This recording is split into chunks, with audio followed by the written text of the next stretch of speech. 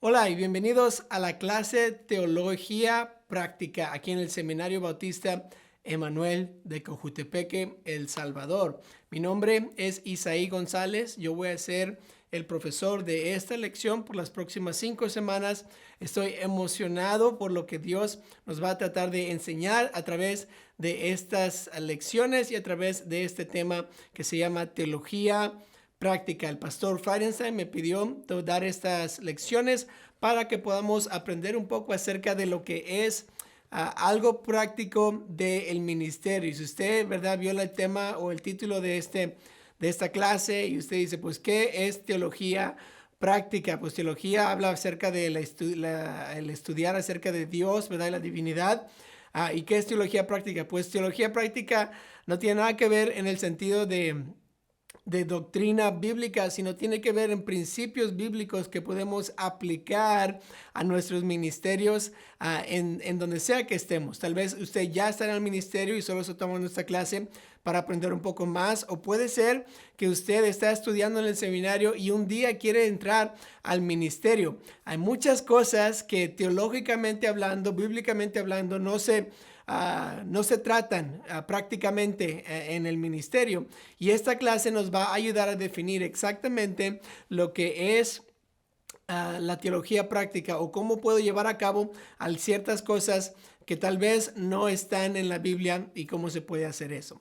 Para los que no me conocen, una vez más, yo soy Isaí González. Yo soy el pastor asociado de la Iglesia Bautista de Lancaster, específicamente del ministerio hispano. Yo he estado sirviendo aquí en la iglesia por 10 años. Yo me gradué del colegio de West Coast Baptist College aquí en la Iglesia Bautista de Lancaster y he estado sirviendo a Dios desde el 2011 a tiempo completo. He aprendido mucho acerca de lo que es las cosas prácticas del ministerio, acerca de proyectos, acerca de cómo tratar con gente, y espero que lo que yo he aprendido o lo que vamos a aprender aquí de esta lección le pueda ser de ánimo y ayuda a su ministerio, a su vida espiritual. Aquí en la Iglesia Bautista de Lancaster, ahí es donde fue enviado el pastor Friedenstein, pero en la iglesia en general tenemos unas 3,500 personas que asisten regularmente a los servicios cada semana y 700 de esas personas vienen al ministerio hispano, a los servicios en español, y yo me encargo aquí de la música,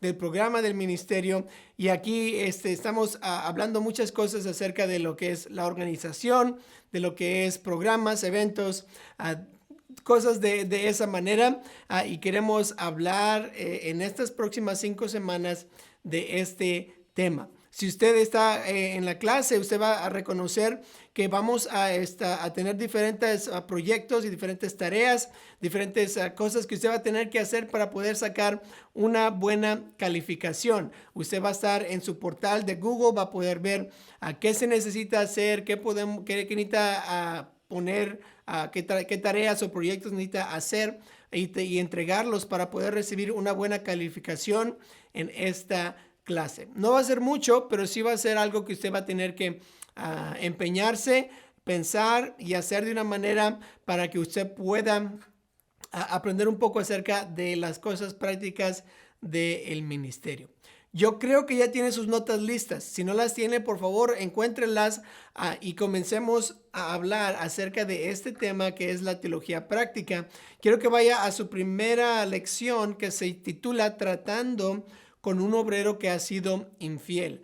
Tratando con un obrero que ha sido infiel. Muchas veces en el ministerio vamos a ver esto que sucede, la infidelidad. Tal vez no es moralmente, tal vez es doctrinalmente u infidelidad acerca de venir a las iglesias, pero queremos saber como cristianos, como líderes, cómo tratamos con una persona que ha sido infiel al Señor o no ha llevado a cabo lo que un cristiano debe de llevar a cabo. Vamos a orar primero para comenzar esta lección y después entraremos a las notas de esta tarde, mañana o noche, cuando sea que lo esté viendo, y vamos a ver qué podemos aprender acerca de tratar con un obrero que ha sido infiel. Oremos juntos. Señor, te pido que bendigas esta lección, te pido que me ayudes a mí a ser de ánimo y de ayuda a estos hermanos que están escuchando. Te pido ahora que lo que yo diga pueda ser de edificación y podamos aprender algo acerca de este tema de tratar con una persona que ha sido infiel. Entonces, gracias por este tiempo. En nombre de Cristo Jesús te pido. Amén. Tome sus notas, por favor, y vamos a comenzar aquí en el primer párrafo. ¿Cómo va a suceder esto? Es así. Yo voy a leer lo que he escrito, lo que se ha escrito aquí. Usted lo va a escuchar y leer junto conmigo. Entonces, cuando haya un punto tal vez que quiero enfatizar o que quiero dar un ejemplo personal, vamos a parar y voy a hablar acerca de ese punto y así así lo vamos a hacer. Entonces, mientras estamos leyendo, lea conmigo con su vista, no haga otras cosas, ¿verdad? Sino siga con su vista lo que estoy leyendo y así podemos aprender más acerca de este tema. Quiero que note primero lección número 1, primer párrafo que está ahí. Dice: no se puede tratar con todos los pecados desde el púlpito. Si no tratamos con el que ha sido infiel, la congregación tendrá la tendencia de emularlos en su vida. Producirá una falta de calidad dentro del liderazgo y los cristianos carnales siempre buscan a líderes carnales a quien imitar. Este párrafo, la introducción básicamente es simple, ¿verdad? A veces que hay que confrontar a la persona, ¿verdad? No siempre vamos a tener que predicarlo del púlpito o siempre se va a poder predicar del púlpito, pero lo que queremos hacer es tratar individualmente o confrontar a aquella persona. Segundo párrafo. No es que quiero meterle dudas a usted acerca de todo lo que les sirve, todos los que le sirven a Dios, sino que hay muchos ejemplos de líderes en iglesias que de repente caen en pecado o son infieles al Señor. No es que caen, sino que no vemos los pecados escondidos que los dirigió hacia el pecado visible. Uno de los más grandes errores que se hacen en el ministerio es asumir que todos en el liderazgo están bien espiritualmente. No estoy diciendo que debemos de tener una actitud crítica y sospechosa hacia todos. Se necesita discernimiento divino. No se debe de asumir el hecho de que porque tiene años en la iglesia, que no luchan espiritualmente con algo en su vida privada. Existen parejas que llevan 30 años casados y que de repente buscan divorciarse. El hecho de tener un título no debe indicar su nivel de salud espiritual. Note este párrafo que sigue. El desarrollo del discernimiento es una jornada de toda la vida. El peligro de tener discernimiento sin ser controlado por el Espíritu Santo es tan peligroso que el no tener discernimiento. Los que no lo usan bajo el control del Espíritu desarrollan un espíritu crítico de todos. Básicamente, o en otras palabras, no podemos asumir que todas las personas que están dirigiendo la iglesia o que son líderes están bien espiritualmente o se están cuidando espiritualmente. Eso no nos debe no debemos de sorprendernos entonces cuando alguien cae en pecado o lo es infiel al Señor, porque todos podemos caer en pecado. Todos debemos de mantener nuestra vida espiritualmente hablando bien con el Señor. Pero si alguien cae en pecado, ¿qué hacemos? ¿Cómo es que podemos ayudarles o cómo es que debemos de lidiar con esta situación? Quiero que noten, número 1, los 3 pasos para desarrollar discernimiento en su vida. Si quiero lidiar con una persona acerca de su pecado, tengo que tener primero discernimiento. ¿Y cómo puedo desarrollar discernimiento en mi vida? Note letra A, que hay que buscarlo en oración. Buscarlo en oración. Santiago 1:5, si alguno de vosotros tiene falta de sabiduría, pídala a Dios, el cual da a todos abundantemente y sin reproche, y le será dada. Tiene uno que siempre buscarlo en oración, pedirle al Señor, Señor, ayúdame a tener discernimiento, dame la sabiduría que necesito para lidiar con esta situación. Letra B, tiene que aprender de sus experiencias, aprenda de sus experiencias. Vemos como jóvenes, ¿verdad? Por ejemplo, han comenzado a caminar con otros que no aman a Dios. ¿Qué pasa? Empiezan a desviarse y como con experiencia y viendo lo que sucede, uno puede decirle al próximo joven, oye, no te juntes con ellos, no son buenos para ti. Igual con cualquier otras áreas de nuestra vida, podemos tomar las experiencias y de ahí aprender para saber qué pasos tomar y así discernir. Letra C, la lectura de la Biblia trae discernimiento, específicamente el libro de Proverbios. Si quiero saber la sabiduría de Dios y qué hacer, pues lo más obvio es leer la Biblia y leer los proverbios. Perdón. Esos proverbios le van a ayudar a crear o desarrollar discernimiento en su vida espiritual. Número 2, note lo que dicen. Tratando con el cristiano infiel.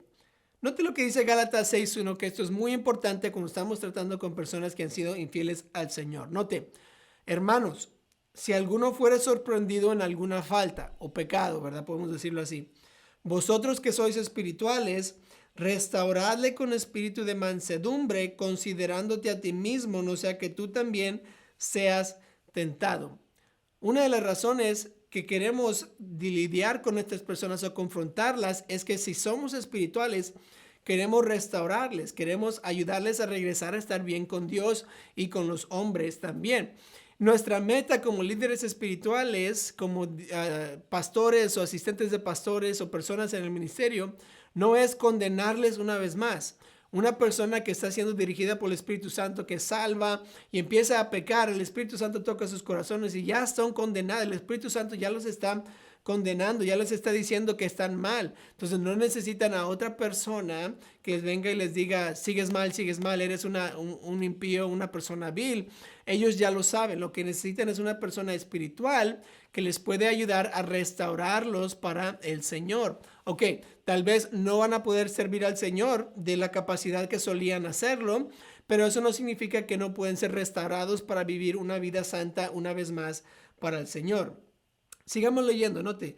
Cómo tratar con el cristiano que ha sido infiel es sumamente importante y todo tiene una raíz espiritual. Note lo que dice la letra A. Dice, siempre a la base hay un principio bíblico que se aplica a la infidelidad.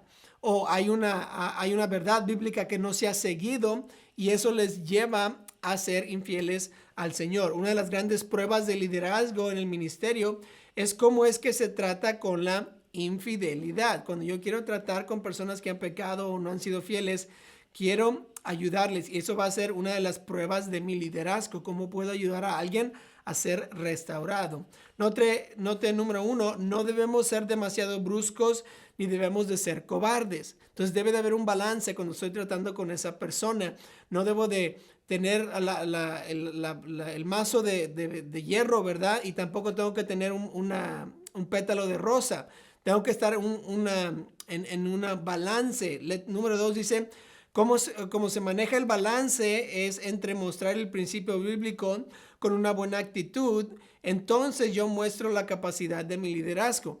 Yo quiero tratar con esta persona con el principio bíblico, pero también con una actitud que sea digna del Señor. Entonces, cuando estoy tratando con estas personas, quiero tener un balance. No mazo de hierro y ni pétalo de flores. Quiero que estar en el medio tratando con principios bíblicos y también con una actitud que muestra el amor de Dios y la restauración a aquella persona. Letra C. ¿Cuáles son algunos ejemplos de la infidelidad? Note, número 1 es la falta de asistencia regular a los servicios. Esa es tal vez la más común, ¿verdad? Una persona que deja de venir al servicio es alguien con la que debemos de tratar y hablarles específicamente acerca de su fidelidad al Señor. Tal vez número 2 es un patrón de pecado o un pecado específico y yo quiero ir con esa persona y tratar con ese pecado. Tal vez puede ser el pecado de la mentira o tal vez, ¿verdad? El ser irrespetuoso con los papás o algo así. Cualquier pecado yo puedo ir y confrontarlo. Y número 3 es la mala actitud. Mala actitud. Esos son algunos ejemplos de personas que han sido infieles o están en pecado. Note, la acción de confrontarse con la gente es uno de los requisitos más difíciles en el papel del ministerio. Si uno en verdad ama a la gente, lo va a tener que hacer. Es necesario hacerlo.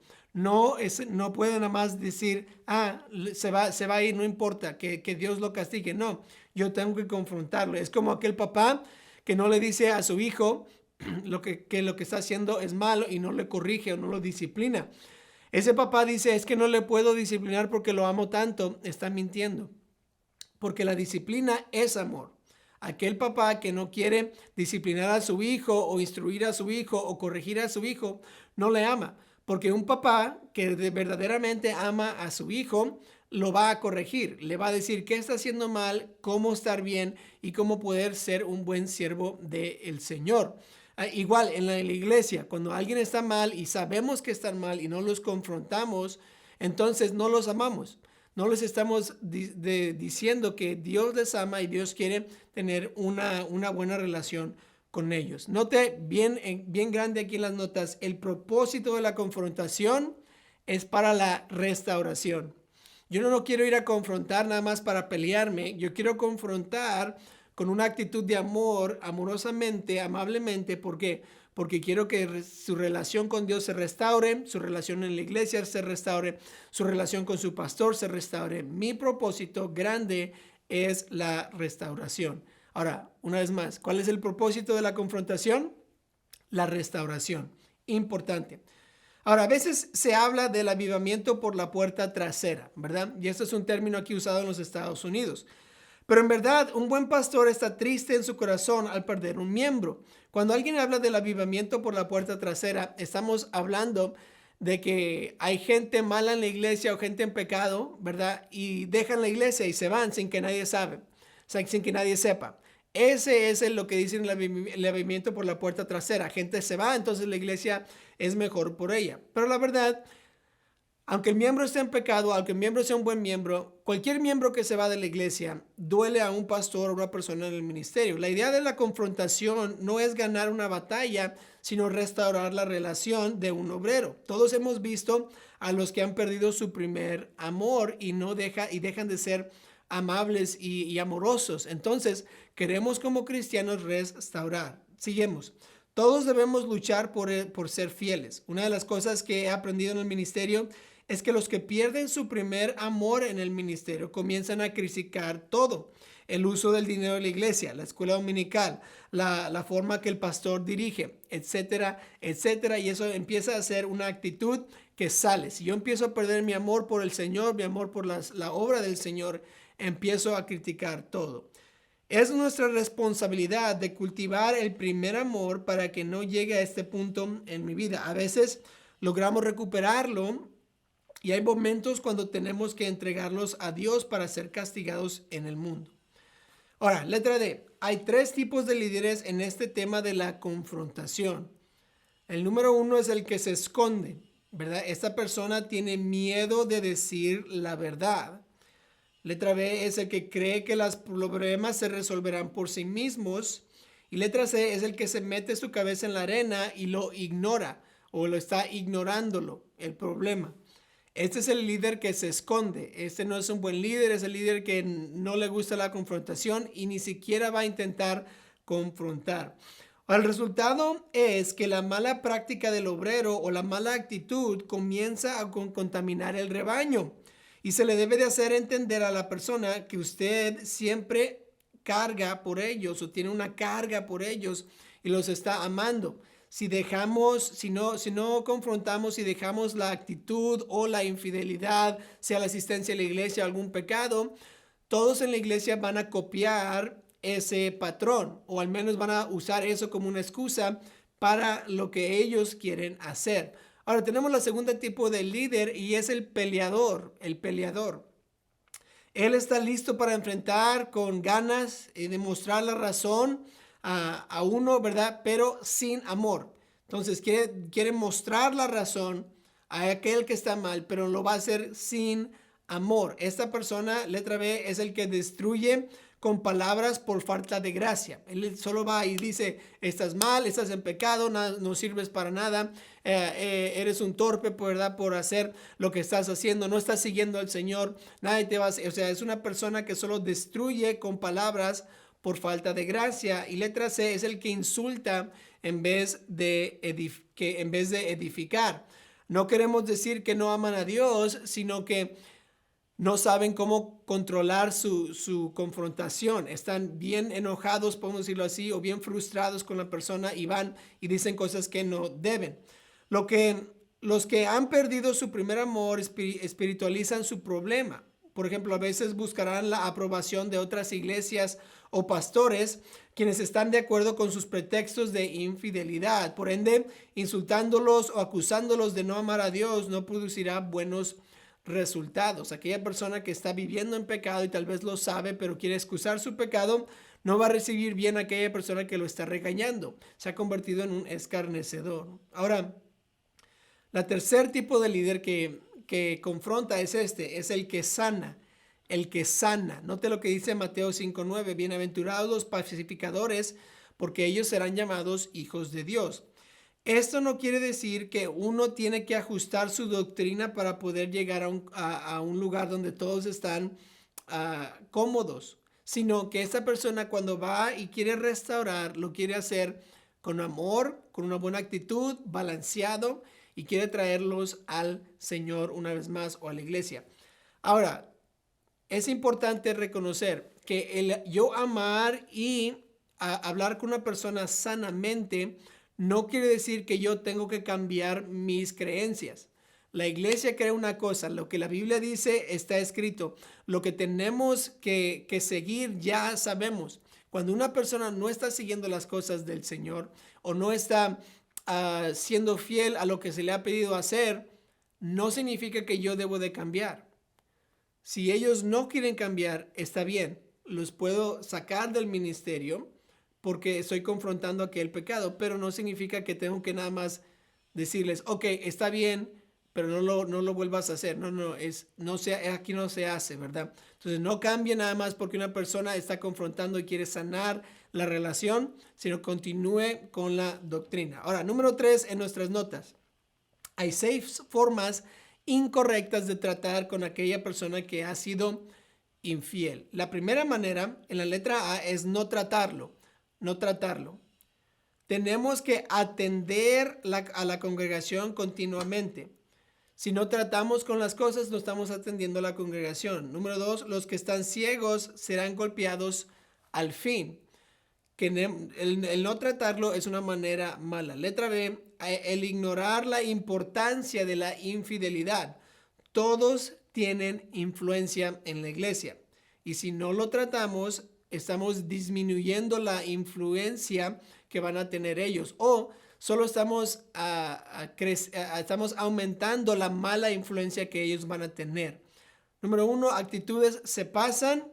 Tenemos que tratarlo si es una condición habitual.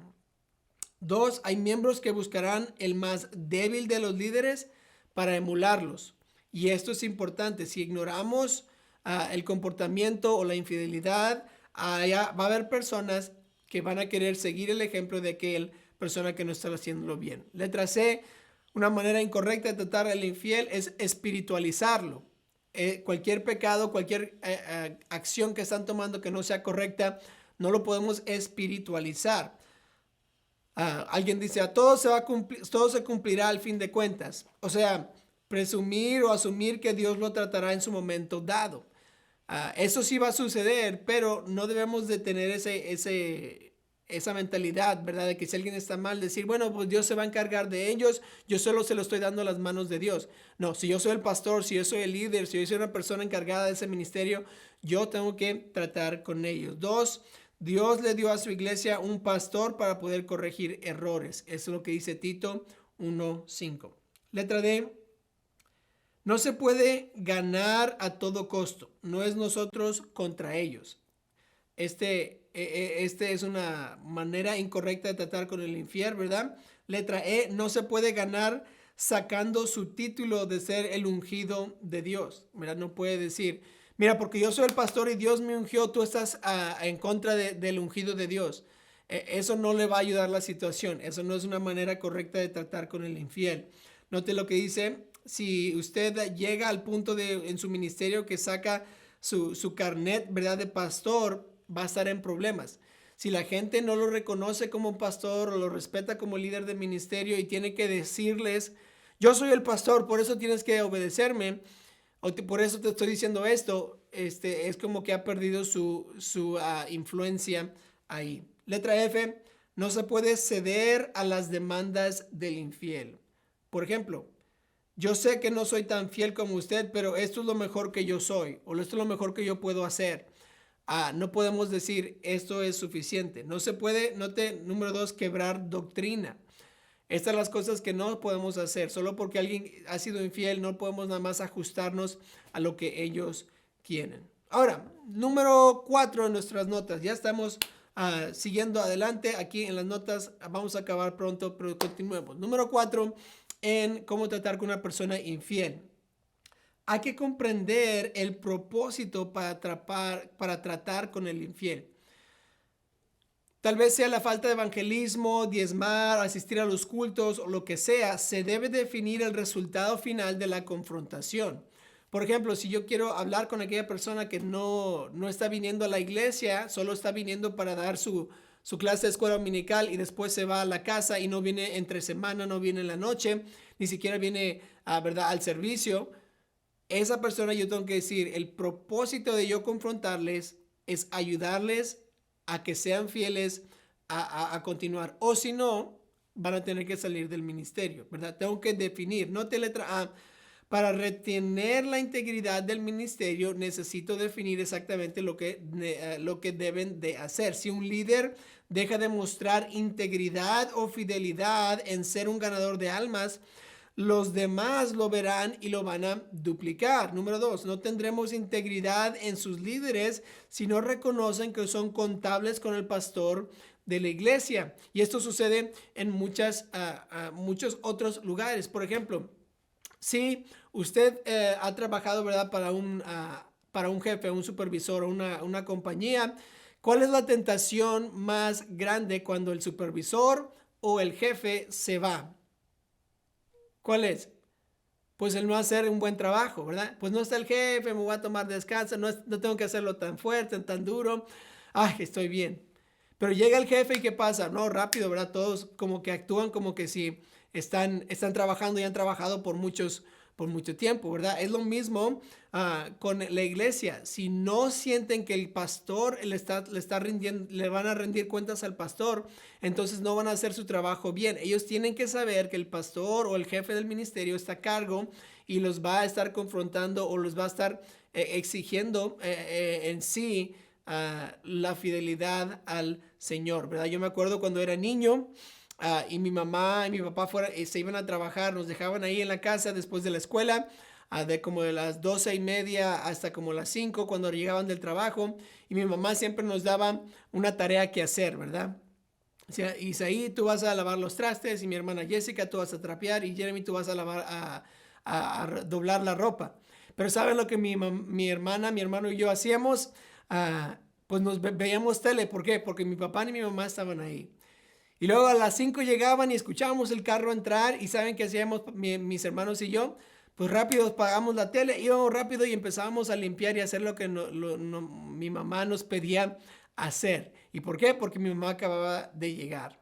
Y eso es la tendencia humana, ¿verdad? Cuando no rendimos cuentas a nadie, cuando nadie está ahí supervisando, ¿qué vamos a hacer? Pues lo mínimo, lo que nada más, ni tal vez ni siquiera lo que se nos ha pedido. Y eso es importante. Ahora, letra B, restaurando el líder a su puesto. Hay que restaurar el líder a su puesto, pero no vamos con la idea de sacarlos del liderazgo primero, aunque algunas instancias uno va a sentir ganas de hacerlo.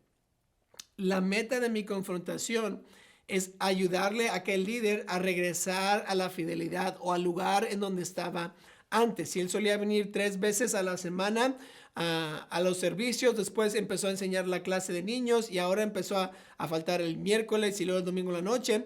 Yo quiero que esa persona, la que está enseñando, regrese al domingo en la noche y el miércoles.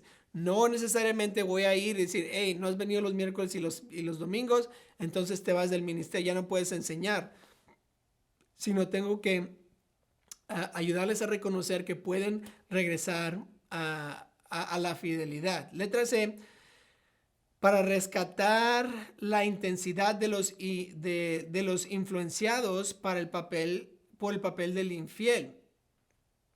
No estamos hablando de cualquiera que viene a la iglesia, sino el que ya sabe los requisitos de liderazgo en la iglesia. La razón que yo me confronto con el infiel, porque quiero regresar o rescatar la intensidad de los que le estaban siguiendo a él, ¿verdad? Si algunos estaban siguiendo a él y están copiándolo, pues quiero que esas personas que lo copien, lo sigan copiando y sigan creciendo en el ministerio y sigan creciendo en su fidelidad. Número 5 en nuestras notas. ¿Listos? ¿verdad? Párese si está sentado, agarre una taza de café, tal vez un té, si usted es así de raro, ¿verdad? Tómese un té, pero párese, ¿verdad? Esté listo, ya casi acabamos aquí con las notas. Número 5, ¿listos? Dice esto: hay que comprender las personalidades del infiel. Queriendo decir, hay que entender por qué es que están haciendo lo que están haciendo. Note la primera personalidad, en letra A, es el perezoso, que se encuentra en Proverbios 24. Esta es aquella persona que solo quiere ayudar, pero es flojo, tiene pereza, ¿verdad? Note, llegó a ser perezoso en sus labores, ya no quiere hacerlos como lo hacía antes. A veces una palabra de ánimo le ayudará a volver a tener el fuego. Una nota, tal vez una palabra, pero esta persona tal vez solo está flojo y necesita que alguien le anime. Letra B, el deslizador. El deslizador. Note lo que dice Oseas 11:7. Entre tanto, mi pueblo está adherido a la rebelión contra mí. Aunque me llaman el Altísimo, ninguno absolutamente me quiere enaltecer. O sea, dicen lo correcto, pero no están actuando como lo que dicen. Ya pasó, ¿verdad? Él de una carta o una notita, faltan a los cultos, a su estilo de vida ha cambiado.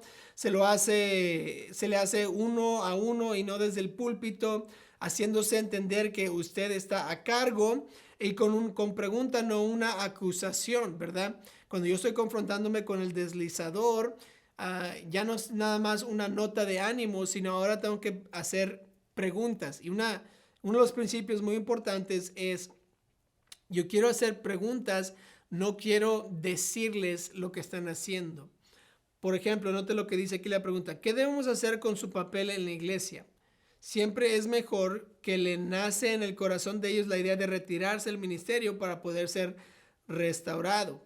Entonces, cuando yo estoy haciendo preguntas, eso le estimula a la mente, y cuando yo estoy acusándole o estoy diciéndole, solo le estoy acusando. Entonces, si yo quiero hablar con alguien y confrontarme con alguien y tal vez él está deslizándose, una pregunta, no le voy a decir algo así, ¿verdad? Oye, estás haciendo mal, no estás viniendo los domingos en la noche, los miércoles en la tarde, y estás haciendo de muy mal ánimo a los demás. Una mejor manera de confrontar es esto: ¿cómo está tu asistencia a la iglesia últimamente? ¿Qué crees que te está faltando en la asistencia a la iglesia? Y esas preguntas, en vez de yo decirle lo que está mal, esa persona me puede contestar a mí y así admitir lo que está pasando en su vida. Note que también aquí en las notas, el obrero simple, aquella persona que es una persona simple, que solo está siendo influenciada. Proverbios 14:15, el simple todo lo cree, mas el avisado mira bien sus pasos. Este no es el líder que se queja, sino el líder que se presta para escuchar a la crítica. Siempre se trata a solas, diciéndole que no podemos creer que él era parte de los que participan en ese tipo de pecado. Entonces, la persona simple solo es aquella persona que va con la corriente, que no se dirige a sí mismo, sino que va con aquel y podemos hablar con él. Note ahora el obrero escarnecedor. El obrero escarnecedor. Esta persona en Proverbios 22:10 dice: echa fuera al escarnecedor y saldrá la contienda y cesará el pleito y la afrenta. Cuando estamos lidiando con un escarnecedor, lo mejor que podemos hacer es desecharlo o sacarlo del ministerio o lo que sea. ¿Por qué? Porque queremos que no haya malos frutos o malas influencias en nuestros ministerios. El que le toca tratar con el criticón debe de bañarlo en oración antes de meterse con él. Este es el que habla en contra de la Biblia, el pastor, la obra o lo que sea. Son los que lanzan insultos, los que se llevan a gente de la congregación porque quieren comenzar a otra. Hay que tratarlos a uno siempre, ¿no? No se puede hacer en público o con muchas personas, sino uno a uno. Si el escarnecedor no lo escucha, hay que llevar a uno o a dos líderes para intentar corregirlo. Pero si no puede ser corregido, hay que quitarlo del ministerio. Eso lo puede hacer según Proverbios 22:10. No se puede tratar con todos en la misma forma. Yo tengo que entender a cada persona y la razón por la cual están siendo infieles y quiero tratarlos específicamente. No se puede tratar a todos como a un escarnecedor o a una persona criticona. Es el orgullo que nos hace sentir mal cuando se nos critica. Entonces no se puede ofender al que está muerto. Entonces yo como cristiano que me debo de morir al yo todos los días, ¿verdad? Dice Pablo, yo muero cada día, muero, hablando de que ya no soy yo, sino Cristo vive en mí. Cuando me hieren a mí, no deben de, ¿por qué? Porque ya soy una persona muerta, una persona que está siguiendo las cosas del Señor. Ahora, número 6, listos. Hay que comprender el producto de tratar con el líder infiel. ¿Qué va a pasar después de que yo trato con esta persona que ha sido infiel? Pues se va a notar diferentes resultados al tratar con el infiel. Se debe de guardar los puestos de liderazgo, sí, pero no se deben de tal vez regresarlos a aquellas personas. Note, letra A, que un cristiano sabio va a escuchar el consejo bíblico o la admonición que le estamos dando y va a regresar. Proverbios 10:8. Aún los más fuertes de cristianos pueden caer o irse por atrás y necesitan ser animados y retados y confrontados, y las personas que han sido sabias van a regresar. Número 2, si es sabio, recibirá con gozo el consejo de su pastor, y es lo que dice la Biblia, va a recibir aquel ánimo, aquella exhortación y va a regresar a la fidelidad. Letra B, hay cristianos cansados, y cuando los confrontamos nos damos cuenta que, ¿saben qué? Están cansados en el ministerio. Él va a escuchar con gratitud la corrección de su pastor, va a orar con él y le va a ayudar. Letra C, a los cristianos que están desviados. Note que el que no está contento, tal vez ya está enojado, alguien le ofendió y está descontento y se está desviando de las cosas de Dios. Puede ser que faltan a los cultos, no observa lo que han recibido de Cristo, se enfocan en lo que quieren en vez de lo que ya han recibido, se enfoca en lo material, focos quemados o cómo se gasta el dinero en vez de lo espiritual, en lo que está sucediendo en la iglesia. Siempre lo confrontan con una pregunta, ¿verdad? ¿Cómo está su vida espiritual? No si estoy viéndolo correctamente, pero no he visto el fervor que una vez tenía. No diga cosas así, sino pregunte, ¿cómo está su fervor para el Señor? ¿Cómo están sus devocionales diarios? ¿Está teniendo tiempo a solas con el Señor? ¿Cómo está su vida de matrimonio con su esposo, con su esposa? Número 3, no lo empuja para que le muestre en el momento que va a cambiar. Una persona que está desviándose en ese momento tal vez no cambian, ¿ok? Tienen que procesar lo que se está haciendo, lo que se está hablando y después van a tomar tiempo. Número 4, el desviado cree que el ministerio tiene que ver con él. Entonces esa persona que se está desviando está preguntándose a sí mismo, si yo no estoy aquí, nada va a suceder. Yo soy el más importante en este ministerio, etcétera, etcétera. Número 5, nunca le hace difícil para que se renuncie. Nunca se le hace difícil para que se renuncie. Número 6, puede ser que uno como pastor no pueda resolver el asunto sin la ayuda de otros líderes más espirituales para saber lo que está pasando. Este es el cristiano desviado, tal vez que necesitamos arreglar las cosas. Letra D, el cristiano que trabaja. Este cristiano que está trabajando estará agradecido por la continuidad de tratar con el problema, pero no traiga a esta persona al púlpito o estos problemas al púlpito. Si solo es uno, no empiece a predicar a toda la iglesia para corregir las acciones de una persona. Eso es sumamente importante. Ahora, el último punto de esta lección, número 7. Uno tiene miedo de tratar con problemas interpersonales. Esos son problemas, obviamente, entre las personas. Es difícil. ¿Por qué tenemos problemas así? No te letra A, porque hemos sido lastimados en el pasado por otros. Y Dios me ha puesto en el ministerio no para mostrar miedo, sino para mostrar amor. Y a veces en el ministerio duelen las cosas que hacen la gente, cómo nos tratan, cómo nos ofenden, qué dicen de nosotros. Eso duele, eso es difícil recibirlo. Y para tratar con una persona para que nos lastimen otra vez, como que no nos da ganas de hacerlo.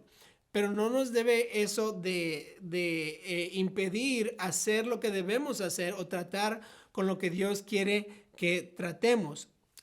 Otra de las razones que no tratamos con problemas interpersonales, letra B, es porque creemos que tienen el poder e influencia para hacer daño. O sea, las repercusiones por yo decirles estos, ¿qué me van a hacer a mí? Una de las cosas que muchos tal vez no dicen, pero sí afecta, es que tal vez aquella persona tiene mucha influencia o tiene un buen negocio y es la que trae más diezmos a la iglesia.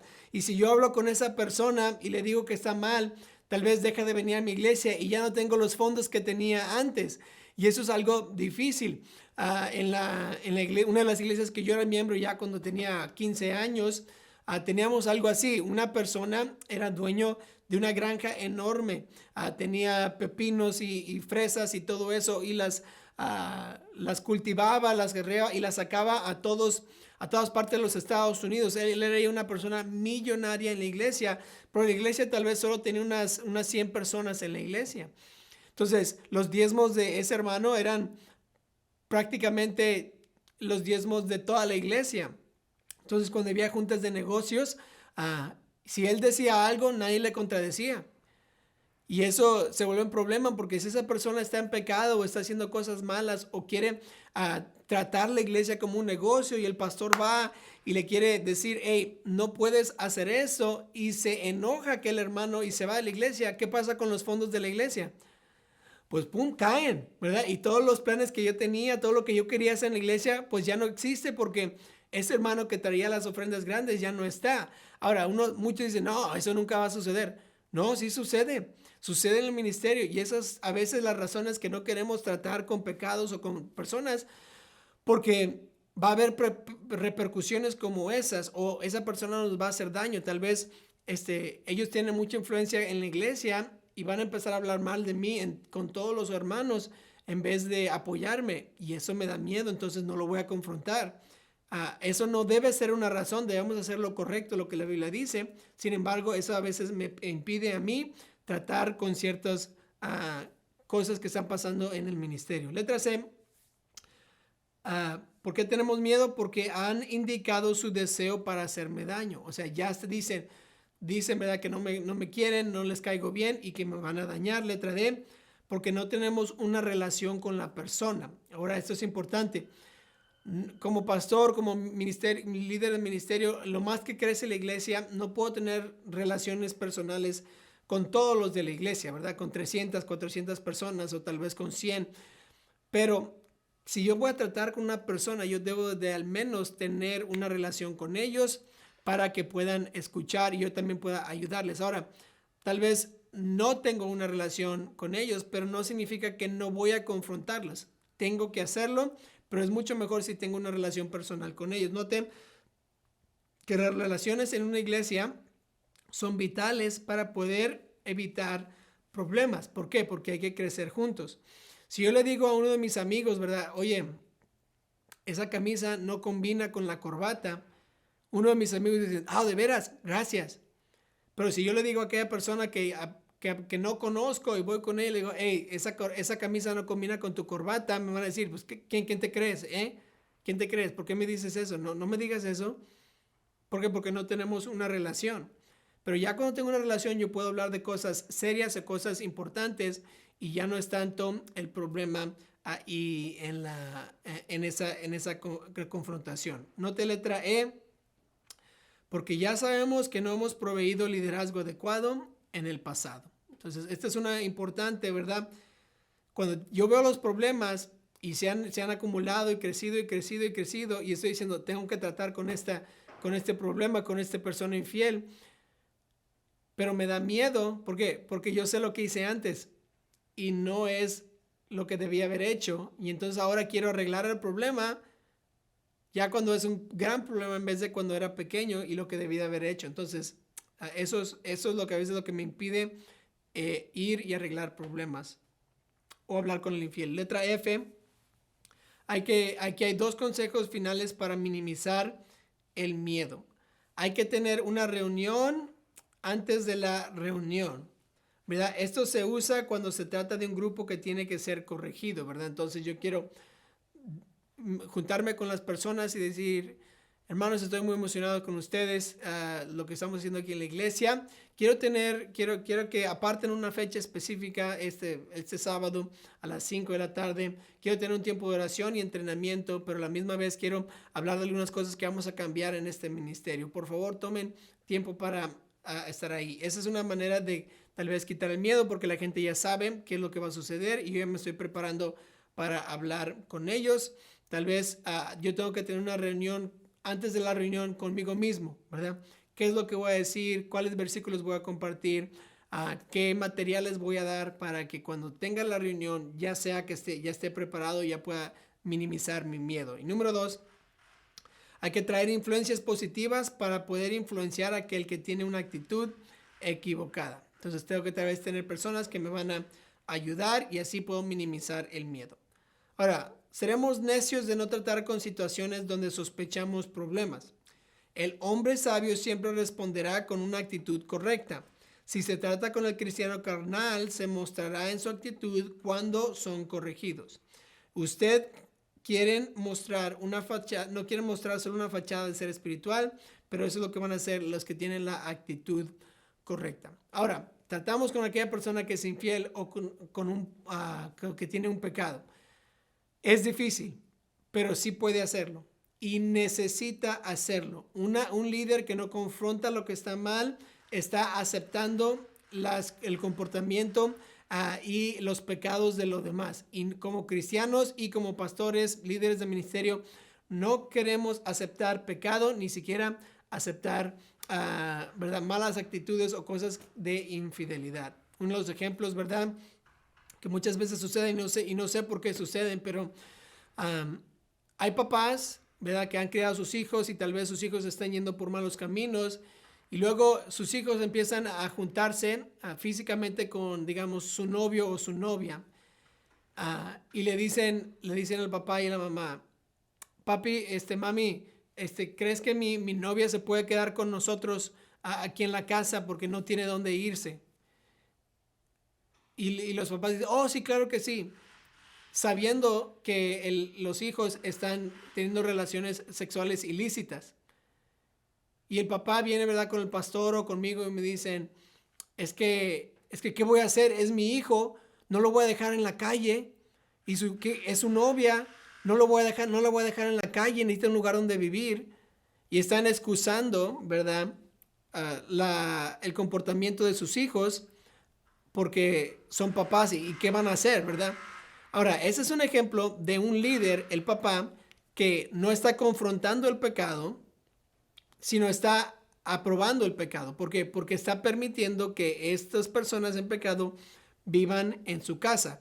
Ahora, si su hijo es suficientemente adulto para estar pecando de esa manera, él es suficientemente adulto para salirse de la casa y buscar un lugar donde vivir. Yo no necesito darle un hogar. Él puede pecar en otros lugares. Y es básicamente algo similar en la iglesia. Cuando yo estoy en la iglesia, yo quiero confrontar a aquella persona que está en pecado o que está siendo infiel. ¿Por qué? Porque yo no quiero aceptar cosas malas en la iglesia. Yo quiero tener una iglesia que es santa, aprobada por Dios. Y si yo no confronto, estoy aprobando. Y eso es la cosa que nos debe de ayudar a confrontar. ¿Por qué?